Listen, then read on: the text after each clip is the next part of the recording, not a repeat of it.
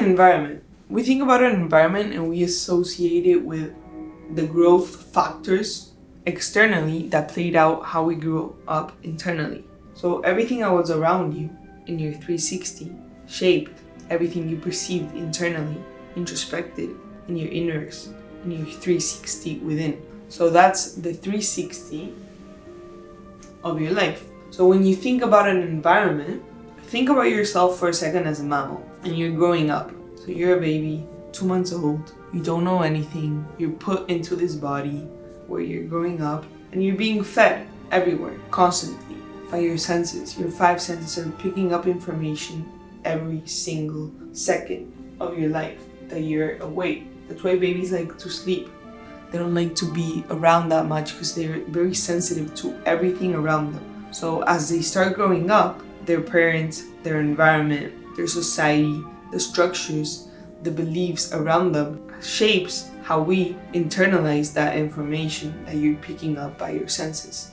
And depending how sensitive you are, that's the level of deepness that could have within you in your trauma, energetical force, whatever. How are you internalizing everything you picked up externally, and how did that affect you internally, your own unique garden? So how do plants do it? Plants have eukaryotic cells, reproduce their own unique oxygen, their own carbon dioxide, their own supply. They feed of themselves. That's where we differ from them. We need external living cells to function for protein, fats, carbs. That's how we utilize energy as forms of food, as carbohydrates, glucose, sugar levels, GY index. Everything is correlated together to create the energy we need to function during the day. But we can use other forms of energy to apply to ourselves, such as going into sunlight, going for exercise and getting rid of excessive energy in the body. We can work with the body and the mind, understanding how much our body is influenced by our external environment. And that could go as far as a timeline back in your childhood where your body is still traumatized by that traumatic experience. And that's where books such as The Body Keeps a Score talks about this concept that the body picked up with its senses whatever information. It didn't pick it up with rationality, with thinking. No, it just picked it up. You internalize that little by little subconsciously in a traumatic way, where your body is now wounded externally and you can physically see that. For instance, if you have a trouble to sleep, you might had a lot of difficulty growing up in stability around you. So it's hard for you to let go of that need for control, that need to control your external environment just because you felt unstable growing up. So you need to control your external environment. You're always in alert. You're causing that. And you're causing pain into your body. That's creating energetical blockages within you that then manifest externally as physical illnesses. Right now, I think we're starting to understand and give those things more of a chance, more of a look. We used to see these things as like homeopathy, working with the body, understanding one's emotions and how that could correlate to whatever is going on externally. Then we can start applying both of them, the mind and the body. And we can apply them together to see how we can externalize the best outcome, the best potential for ourselves, evolving from that situation. When we acknowledge that whatever we picked up might have been made up, there's a study that shows that there's about 86% of people that perceive things that are not true from their memories. So they repeated that memory so much in their head, they stuck up in that mood so much so that they're now reliving those memories unconsciously in their present state. So they're externally manifesting the same emotions, the same chemical equations that they were in that past event. So they're creating a heightened memory, a heightened emotional experience from that memory, where other people might have moved on, other people might have been not so affected as you. That's so individual to you. Everything is introspected first. So when we start to give that inner world a look, then we can understand that we might find way more answers there by grounding our own plant, by taking care of our own soil, implementing more self-care. If you're lacking oxygen, Go do something euphoric. If you're lacking energy, go do something different. Go explore. See what energizes you. See what triggers your curiosity. If you're a plant, you might do that through like bacteria, insects. They transmute information, they transmute knowledge to get different perspectives about how they could use the different soil they have. They're all using the same platform, the same environment, but how they shape their environment has to contribute to the other plants. And that's how you find and you create your own ecosystem.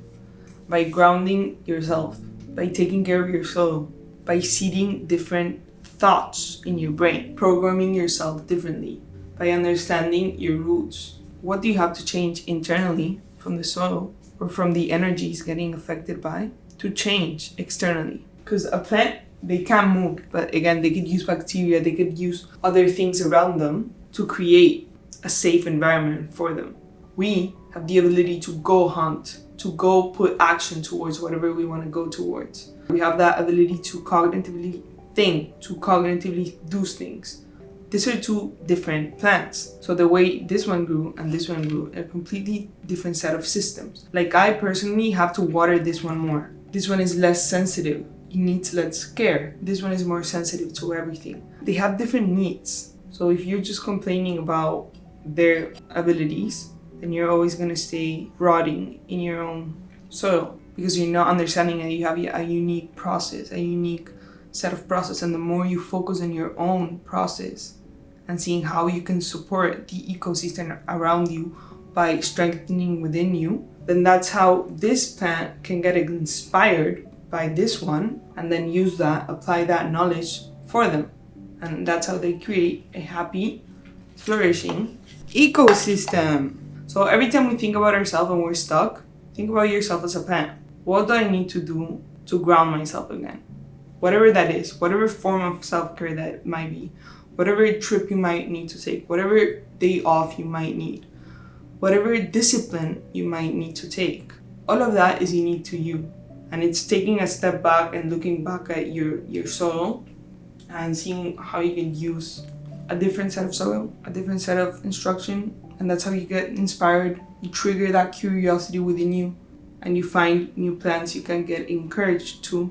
That's how you find your mentors and you create an ecosystem that works for you. And that's where you plant your soul next to this one. And now you're growing in your own unique ways. So in all my videos I talk and I emphasize the importance of the brain just because it's so curious and mysterious that there's 95% that we're unaware of. But we have the ability to cognitively, with neuroplasticity, create new synaptic connections. What's a synapse? It's when two neurons connect together to create a new neurological circuit. Those comes in thoughts. So how are you gardening that chemical equation in your brain? How are you gardening that to combat all of your 95% environmental subconscious patterns, behaviors, everything you picked up, everything that is below the nervous system is here. So for instance, let's say this is here.